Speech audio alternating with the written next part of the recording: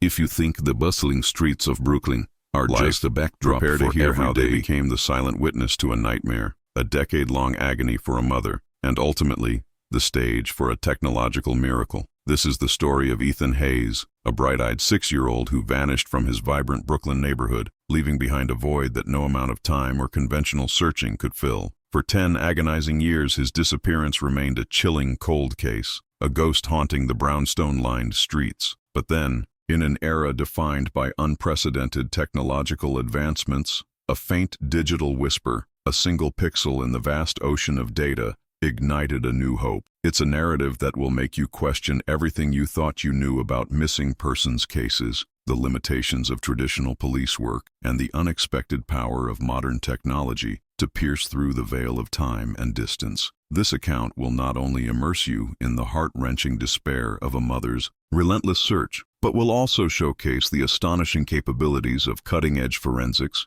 facial recognition software, and the intricate web of social media. It's a journey from the quiet desperation of a Brooklyn home to the unexpected corners of America, where a lost boy, now a young man, was living a life he didn't know wasn't his own. A promise of impact. By the end of this story, you will understand that even the most seemingly unsolvable mysteries can yield to the relentless march of innovation, and that hope, however faint, can endure for a decade, waiting for the right moment to ignite a reunion. Leave a like if you believe technology can be a force for good in solving the impossible, and comment below. What technological breakthrough do you think will revolutionize future missing persons investigations? The life of Sarah Hayes, a single mother living in a cozy brownstone in Brooklyn's vibrant Park Slope neighborhood, revolved entirely around her son, Ethan. At 6 years old, Ethan was a whirlwind of boundless energy, insatiable curiosity, and a laugh that could chase away any shadow. His days were a vivid tapestry woven with adventures in Prospect Park, where he would chase pigeons with gleeful abandon, his small legs pumping, his giggles echoing through the trees. Hours were spent poring over oversized dinosaur books at the local library, his brow furrowed in concentration as he memorized the names of prehistoric beasts. Playful skirmishes with his neighborhood friends on the tree-lined streets, their shouts and laughter filling the crisp autumn air, were a daily ritual. Sarah, a freelance graphic designer, cherished every single moment, finding profound joy and unwavering purpose in his innocent wonder. Their small apartment, nestled on the second floor of a charming brownstone, was a sanctuary of warmth and love, perpetually filled with Ethan's brightly colored crayon drawings taped haphazardly to the refrigerator and the comforting, sweet scent of freshly baked chocolate chip cookies. It was a routine, yes, but one steeped in the comforting predictability of a happy, secure childhood, a life built on simple pleasures and profound affection. Ethan, like many children his age in the neighborhood, was a creature of habit, a reliable presence in the rhythm of Park Slope. Every weekday afternoon,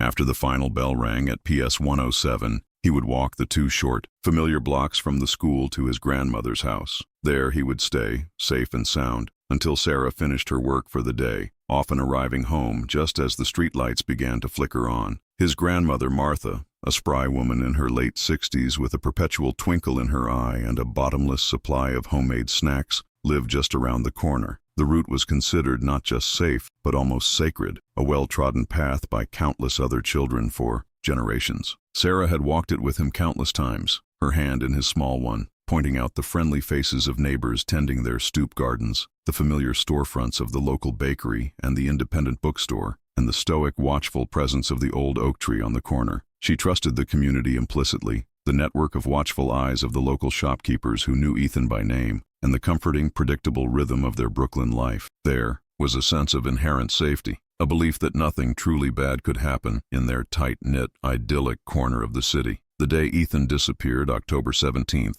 was a crisp autumn Tuesday, the kind of perfect fall day where golden leaves crunched satisfyingly underfoot with every step, and the air carried the faint nostalgic scent of wood smoke from distant fireplaces. Sarah had dropped Ethan off at school that morning, her heart full, giving him a quick, tight hug and a gentle reminder to be a good listener for his teacher. "See you later, alligator," she'd called out, her voice light and cheerful, as he skipped towards the school entrance. He'd responded with his usual enthusiastic, "In a while, crocodile," his small hand waving back at her. That was the last time she saw him, his bright, innocent face framed by the school's red brick facade. The memory would forever be seared into her mind, a freeze frame of perfect, unsuspecting normalcy. When Sarah arrived at her mother's house that evening, just after 5 p.m., a cold, insidious dread began to coil in her stomach, tightening with every step up the familiar brownstone stoop. Her mother, Martha, stood at the door, her face pale, etched with a fear that mirrored Sarah's own, her eyes wide and unfocused. "He never came, Sarah,"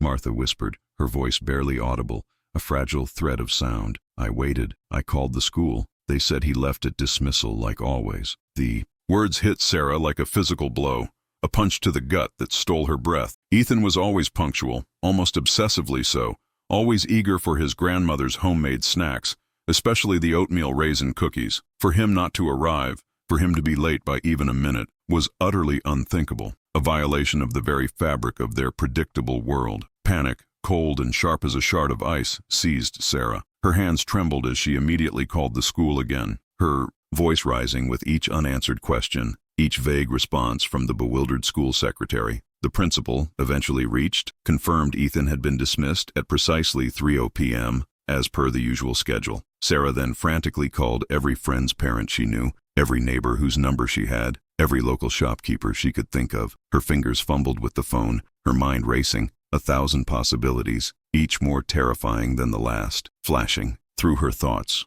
No one, absolutely no one, had seen him after he left the school gates. The 2 blocks, usually so safe and familiar, had, inexplicably, swallowed her son whole, leaving behind only an echoing silence. The initial search was a blur of desperate, adrenaline-fueled activity. Sarah, joined by Martha, whose usual spryness had been replaced by a trembling fragility, and a rapidly growing number of concerned neighbors, scoured every inch of the route from the school to Martha's house. They checked Prospect Park, its vast expanse suddenly seeming ominous and foreboding, the local playgrounds where Ethan had spent countless happy hours, even the small independent bookstore where Ethan loved to browse the children's section, its cozy interior now feeling cold and empty. They called his name, their voices growing hoarse, raw with fear and desperation, their pleas echoing mournfully in the rapidly darkening Brooklyn streets. The crisp autumn air, once so invigorating, now felt chilling, oppressive, and the golden leaves, once a joyful symbol of the season, were now a mocking reminder of the day's lost innocence,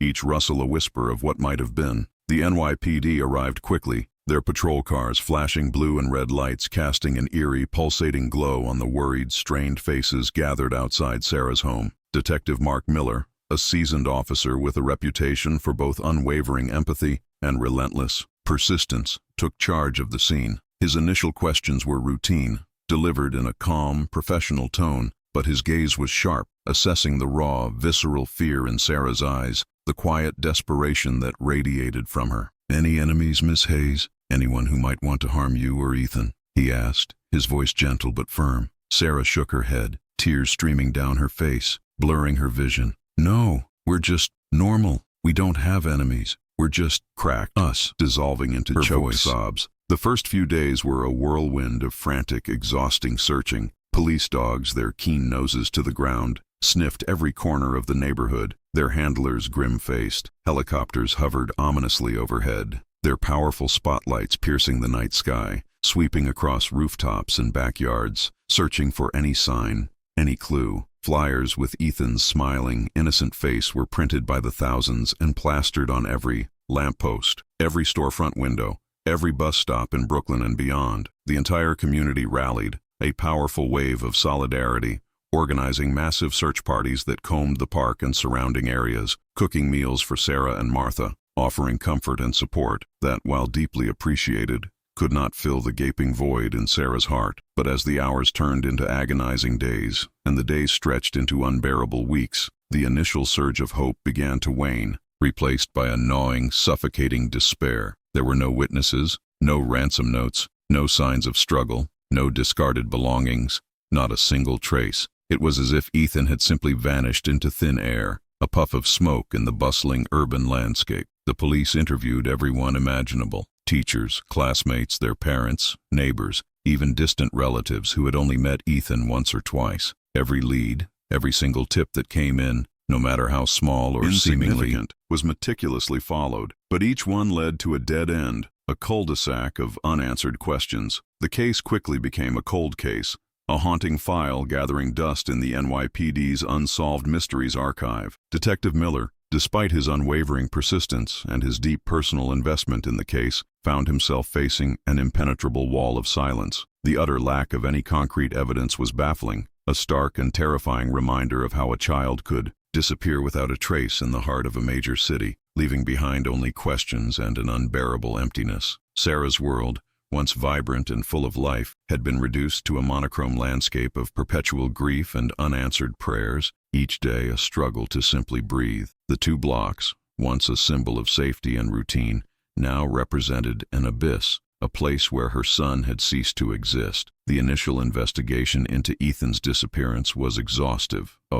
Relentless, round-the-clock effort by the NYPD, yet it yielded no tangible results. No smoking gun, no clear path forward. Detective Miller and his team meticulously combed through every inch of the 2-block radius from PS 107 to Martha's house, walking the route countless times, trying to imagine what could have happened. They interviewed hundreds of people, parents waiting for their children, local shopkeepers, delivery drivers, even homeless individuals who frequented the park. Every single tip that flooded the precinct, from the plausible to the utterly outlandish, was followed up with painstaking detail. The school's security cameras, limited in scope and resolution a decade ago, showed Ethan exiting the building at precisely 3 p.m., his small backpack bouncing with each step as he walked with the usual carefree gait of a child. But then he simply walked out of frame, out of sight, and out of existence. There were no suspicious vehicles lingering, no lurking figures, nothing overtly alarming captured on the grainy footage. It was a frustratingly clean disappearance,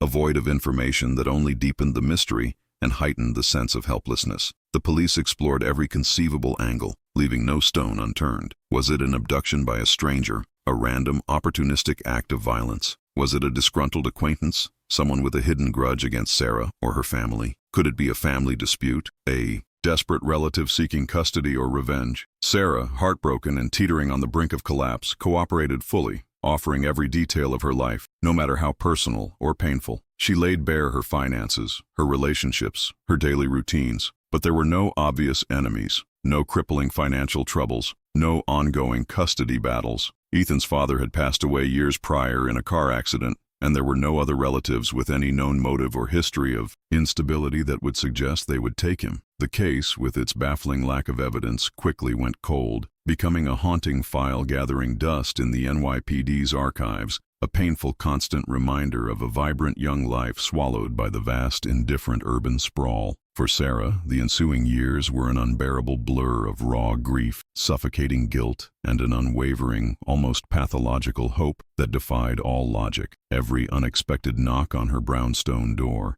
every sudden ringing of her phone, sent a jolt of adrenaline through her, a fleeting, desperate belief that it might be news of Ethan, the call that would end her torment. Every child she saw on the street, every fleeting glimpse of a boy with blonde hair and a similar build, would make her heart leap into her throat before crashing back to the harsh reality of her emptiness. Her apartment, once a haven of warmth and laughter, became a silent shrine to a lost childhood, filled with Ethan's untouched toys gathering dust on the shelves, his small clothes still hanging neatly in the closet, his brightly colored crayon drawings still taped meticulously to the refrigerator, their vibrant hues fading with time. She kept his room exactly as he had left it, a silent, defiant protest against the relentless passage of time, a desperate attempt to hold on to the last vestiges of his presence. She became a ghost in her own life, moving through her days in a haze, haunted by the endless what-ifs and the agonizing if-onlys. If only she had walked him that day, just those 2 short blocks.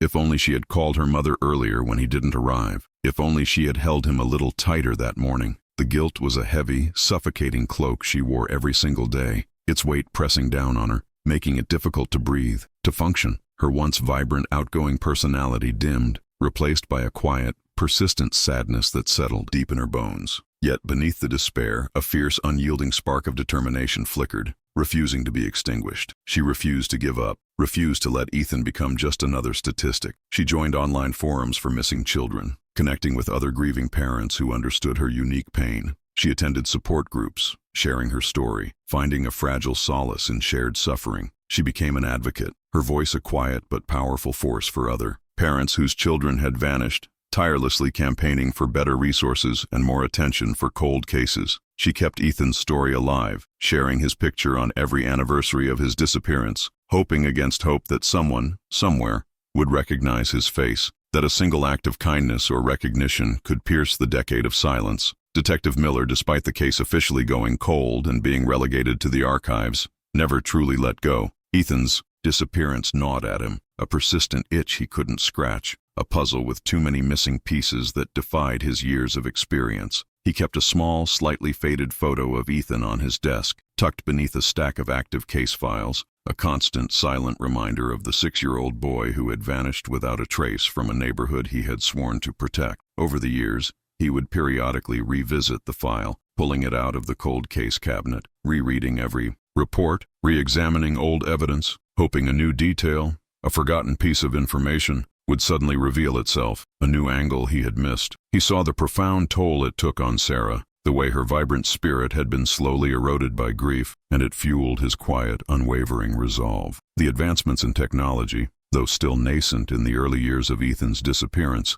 gave him a glimmer of hope, a distant light in the darkness. He knew that one day, new tools, unimaginable a decade prior, might emerge that could crack open even the most impenetrable cold cases. He just had to wait, to be patient, and to be ready when that day arrived. 10 years passed, a decade of endless days and sleepless nights for Sarah. Ethan Hayes would now be 16 years old, a young man on the cusp of adulthood. The flyers with his childhood face had long since faded, torn by wind and rain, replaced by new advertisements. The initial public outcry, the media frenzy, had long since dwindled, replaced by new headlines, new tragedies. But Sarah's hope remained, a fragile but persistent flame, burning steadily in the quiet solitude of her Brooklyn brownstone. The city had changed around her. New buildings had risen. New faces populated the bustling streets. But for Sarah, time had stood still on that fateful October afternoon, forever trapped in the moment her son disappeared. The case was officially cold,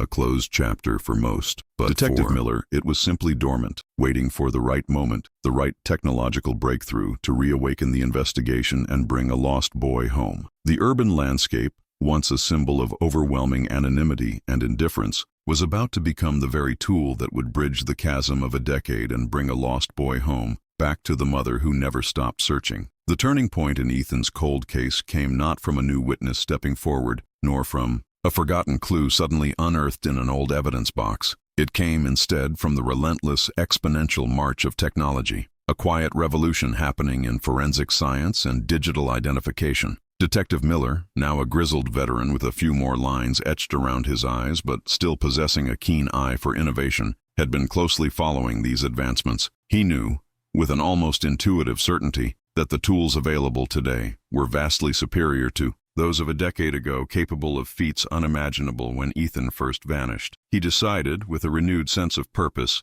that it was time to revisit Ethan's case, armed with these new, powerful capabilities, to give Sarah one last, desperate chance at answers. The first crucial step was to create an accurate age progression image of Ethan. This was no longer a simple sketch by a police artist. Using sophisticated software, a forensic artist meticulously analyzed Ethan's childhood photographs, cross-referencing them with known growth patterns and genetic markers derived from a hair sample Sarah had meticulously preserved from Ethan's old toothbrush. The software considered bone structure, facial muscle development, and even subtle genetic predispositions to certain features. The result was a remarkably accurate composite image of what Ethan might look like at 16. The image showed a young man with the same piercing blue eyes and distinctive, slightly upturned nose as the 6-year-old boy, but now with the sharper, more angular features and nascent maturity of a teenager. This was the first concrete step, transforming a faded childhood memory into a potential, tangible current reality,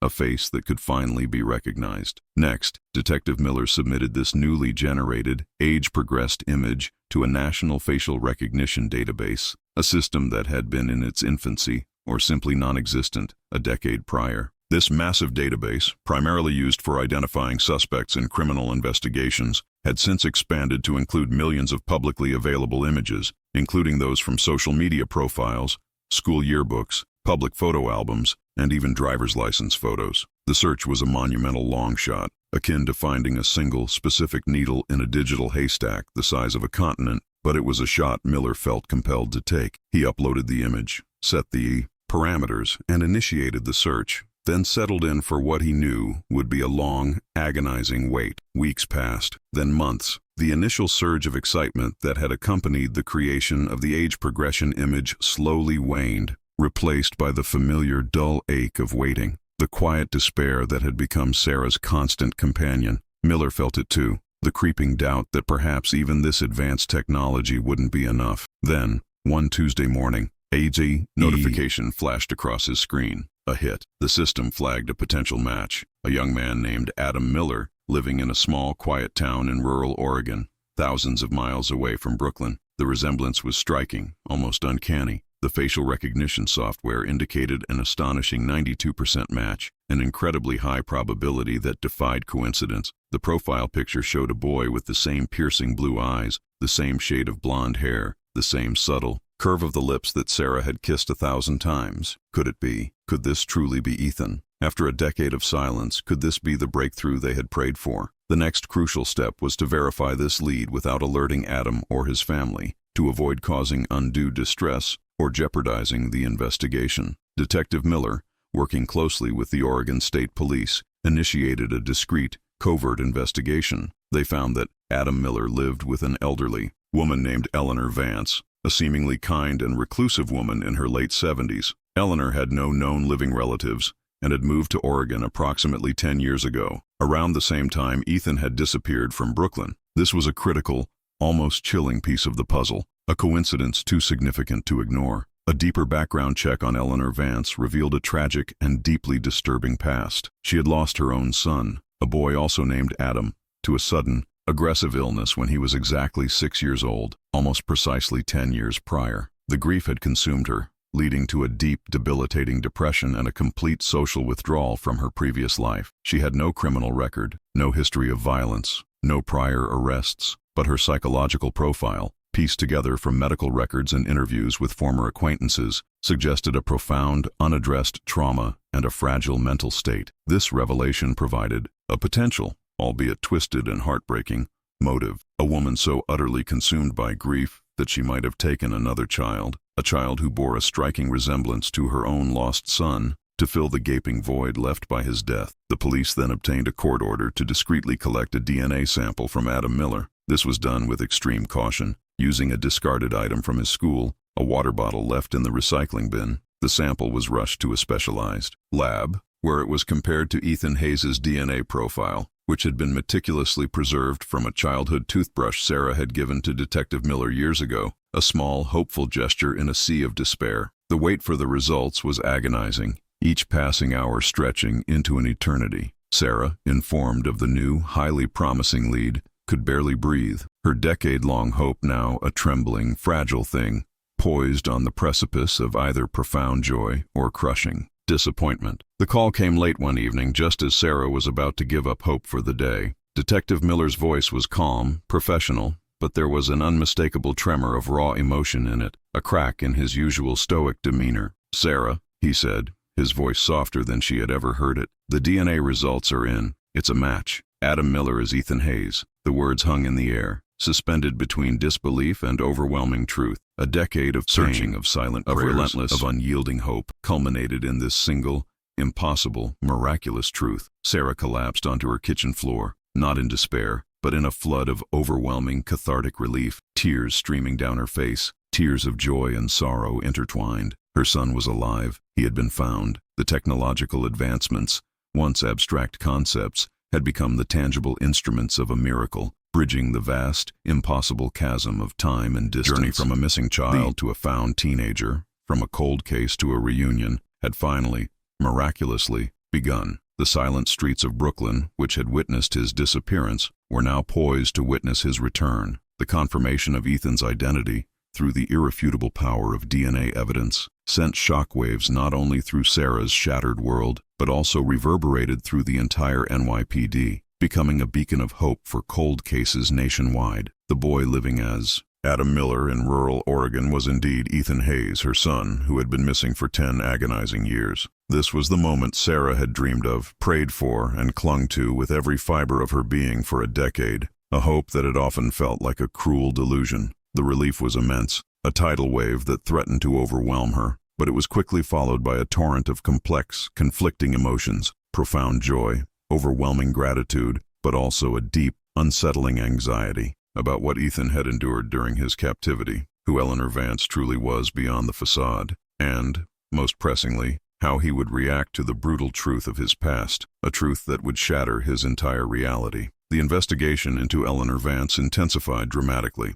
The police, now with a confirmed identity for Ethan, had a clear, albeit tragic, picture of her actions and motivations. They discovered that Eleanor, utterly consumed by the unbearable grief of losing her own son, Adam, had traveled to New York shortly after his death, seeking a fresh start, a change of scenery, and perhaps subconsciously, a way to fill the gaping void left by his absence. She had been wandering through Park Slope, a neighborhood she found comforting in its family-centric atmosphere, when she saw Ethan walking alone from school that fateful day. He was a small, blond boy who bore a striking, almost uncanny resemblance to her deceased son. In a moment of profound, psychological break, driven by an overwhelming maternal instinct distorted and warped by unaddressed grief, she had approached him. It was likely a simple, innocent interaction, perhaps offering him candy, or asking for help with a dropped item, or simply engaging him in a friendly conversation. She then lured him into her car, a dark sedan, under the pretense of a fun outing. She then drove him across the country to a remote, quiet town in rural Oregon,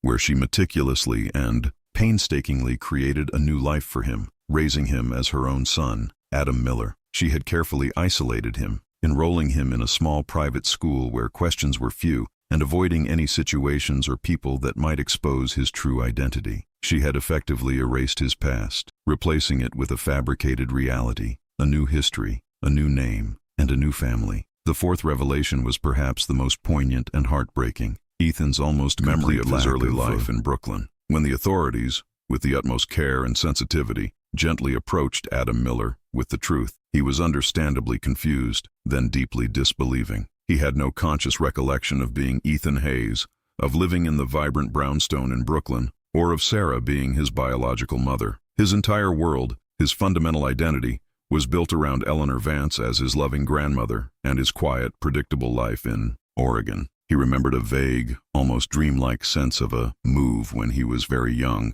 but the details were hazy, fragmented, easily dismissed as the unreliable memories of early childhood. Eleanor had been a kind, if overly protective, figure in his life, providing him with a stable home, consistent care, and a loving, albeit tragically false upbringing. This profound amnesia, a protective mechanism of his young mind, made the impending reunion incredibly complex and emotionally fraught. Ethan was not simply a child returning home. He was a young man whose entire identity, his very sense of self, was about to be shattered and painstakingly rebuilt from the ground up. The reunion between Sarah and Ethan was not a spontaneous, joyous embrace, but a carefully orchestrated, delicate dance between overwhelming emotion and fragile reality. It took place in a neutral, private setting, a quiet room at a child psychology center in Oregon, far from the prying eyes of the media. Psychologists were present to mediate and support both Sarah and Ethan, guiding them through the initial overwhelming moments. Sarah, her heart pounding a frantic rhythm against her ribs,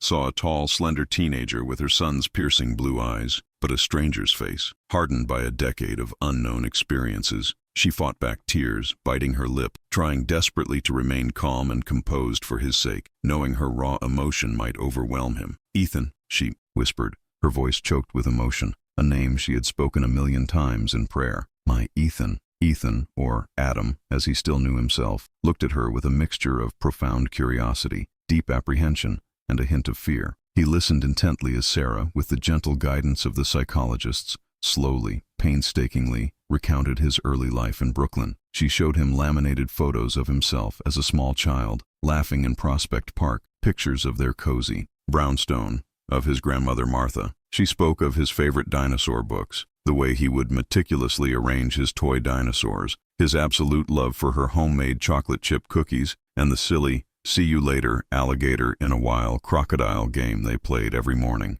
Slowly, painstakingly, fragments of memory, tiny sparks in the vast darkness of his forgotten past, began to surface for Ethan. A familiar scent, a fleeting image of a specific toy, a faint echo of a sound, a feeling of warmth. It was not an immediate recognition, not the Hollywood moment of a child running into his mother's arms with tears of joy. Instead, it was a gradual, painful awakening, a slow unearthing of a buried past, a testament to the profound psychological impact of his abduction. Eleanor Vance was arrested and formally charged with kidnapping, child endangerment, and obstruction of justice. Her defense centered on her profound grief and her severely diminished mental state at the time of the abduction, arguing that she was not acting with malice, but out of a desperate, distorted love. While the court acknowledged her immense suffering and the tragic loss of her own son, it did not, and could not, excuse her actions. She had stolen a child, robbed a mother of her son, and inflicted a decade of unimaginable pain and uncertainty on an entire family. The legal proceedings were emotionally charged, drawing national attention, with Sarah testifying eloquently about the decade of torment she had endured. Despite the mitigating factors of her mental health, the evidence was clear and overwhelming. Eleanor was found guilty, her actions a tragic and devastating consequence of unchecked grief and a desperate, misguided need to fill an unbearable void. The justice system, though acknowledging her mental state and providing for psychiatric care, held her accountable for the profound crime she had committed. The reunion, though bittersweet and fraught with challenges, was a testament to the power of technology, the unwavering hope of a mother, and the relentless pursuit of justice. The truth had finally emerged, but it came with its own complex set of challenges, as a family began the arduous process of healing, rebuilding, and rediscovering what it meant to be whole again. The reunion between Sarah and Ethan, while a miracle, was not an instant fairy tale ending, but rather the arduous beginning of a long, complex, and deeply emotional journey of reconnection and profound healing. Ethan, now 16, returned to Brooklyn with Sarah. His world turned completely upside down. He was a stranger in his own home, surrounded by familiar objects and faces that were not truly his own, a past that felt alien and disconnected from the reality he had known. He struggled immensely with the concept of his two identities: Adam Miller, the boy from rural Oregon, with his quiet life and grandmother, and Ethan Hayes, the missing child of Brooklyn, whose existence he barely remembered. The transition was disorienting, marked by moments of profound confusion, flashes of anger at the injustice, and a deep, unsettling sadness for the life he had lost and the life he was now forced to confront. He missed Eleanor, the woman who, despite her unforgivable crime, had been his primary caregiver, his only mother figure, and the source of his stability for a decade. Complex, this often contradictory emotional landscape was a testament to the profound psychological impact of his abduction and the subsequent revelation. Sarah, with immense patience, boundless love, and an almost superhuman capacity for empathy, dedicated herself entirely to helping Ethan navigate this bewildering new reality. She understood intuitively that he needed time, space, and extensive professional support to process the deep-seated trauma and to slowly, painstakingly, reconcile his fragmented past. They attended therapy sessions together, sometimes individually, sometimes as a pair, slowly, tentatively rebuilding their shattered bond, one conversation, one shared memory, one small act of trust at a time. Sarah recounted stories of his early childhood, not as a demand for him to remember but as an offering, a gentle reintroduction to his own history. She showed him old home videos, played his favorite childhood songs, and introduced members and old friends who remembered the 6-year-old Ethan, their faces lighting up with recognition and relief. These small acts of remembrance, these gentle nudges towards his true past, were crucial in helping Ethan piece together his fragmented identity, slowly stitching together the fabric of his life. The community of Park Slope, which had never truly forgotten Ethan, even after a decade, embraced his return with an overwhelming outpouring of support and love. Neighbors organized welcome home gatherings, old friends from elementary school reached out, awkward but well-meaning, and local businesses offered assistance, from free meals to tutoring. This collective embrace, this tangible sense of belonging, provided a much-needed grounding force for Ethan in his turbulent world, a reminder that he was not alone, that he was truly home. He enrolled in a local high school, where he slowly but surely began to form new friendships, gradually integrating into a life that was rightfully his, a life that had been stolen but was now being reclaimed. Eleanor Vance, despite her advanced age and her clearly diminished mental state at the time of the abduction, was sentenced to a significant prison term. The court acknowledged her profound grief and the tragic circumstances of her own loss, but unequivocally emphasized the severity of her crime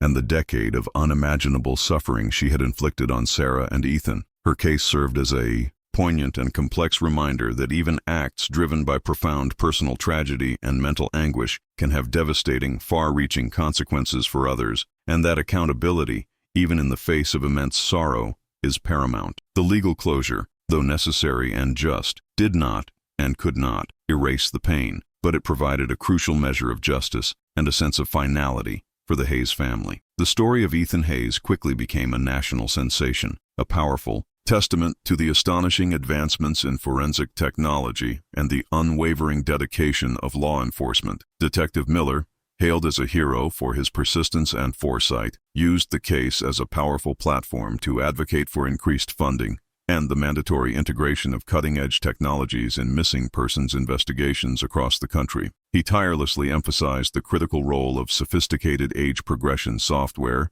comprehensive DNA databases, and advanced facial recognition in solving cold cases, arguing passionately that no case should ever truly be considered cold in the digital age, that every missing person deserved every available tool. The case spurred new legislation, colloquially known as Ethan's Law, which mandated regular updates to missing children's age progression images in national databases and significantly increased cross-agency collaboration on cold cases, breaking down bureaucratic barriers that had hindered investigations for decades. For Sarah, the reunion was a bittersweet miracle, a dream realized but reshaped by time. She had her son back, physically present, but he was no longer the little boy she remembered, the one who had skipped off to school that fateful morning. He was a young man, shaped by a decade of separation, by a life she hadn't shared, by experiences she could only imagine. Their relationship was a continuous work in progress, a delicate dance of rediscovery, patience, and profound acceptance. Yet, amidst the challenges, there were moments of pure, unadulterated joy, a shared laugh that echoed Ethan's childhood giggle, a knowing glance that transcended years of separation, a quiet evening spent together on the sofa, simply being a family, watching a movie, or sharing a meal. These were the precious moments that fueled their healing, proving that even after a decade of darkness, love could find a way to bridge the chasm, the broken pieces, to mend, and to forge a new, stronger bond. The bustling streets of Brooklyn, once a symbol of profound loss and unanswered questions, now hummed with the quiet triumph of a family reunited, a powerful testament to enduring hope, the astonishing power of technology, and the unbreakable spirit of a mother's love. The story of Ethan Hayes, the boy who vanished from Brooklyn and was found a decade later through the marvels of modern technology, stands as a profound testament to the enduring power of hope and the relentless march of human ingenuity. It is a narrative that transcends the individual tragedy, becoming a beacon for countless families still searching for their lost loved ones, a testament to the belief that silence does not always mean absence. This case unequivocally demonstrates that in an increasingly interconnected world, where every digital footprint leaves a trace, even the most seemingly insurmountable mysteries can eventually yield to the relentless pursuit of truth. Sarah Hayes's unwavering determination, her refusal to succumb to despair, and her decade-long vigil are a powerful reminder of a mother's boundless love and resilience. Her journey from the depths of anguish to the fragile joy of reunion embodies the human spirit's capacity to endure, to believe, and to fight for what is most precious. The technological advancements, once abstract concepts confined to science fiction, proved to be the tangible instruments of a miracle, transforming a cold case into a heartwarming reunion that captured the nation's heart. This story urges us to embrace innovation, to understand that the tools we develop today can solve the impossible mysteries of tomorrow, offering hope where once there was only despair. May Ethan's story serve as an enduring inspiration for investigators around the globe, a source of comfort for grieving families who refuse to give up, and a powerful reminder that no child is ever truly forgotten, and that hope, even after 10 long years, can indeed find its way home, guided by the light of technology and the strength of a mother's love. Note, this story is entirely fictional. Any resemblance to real persons, places, or events is purely coincidental.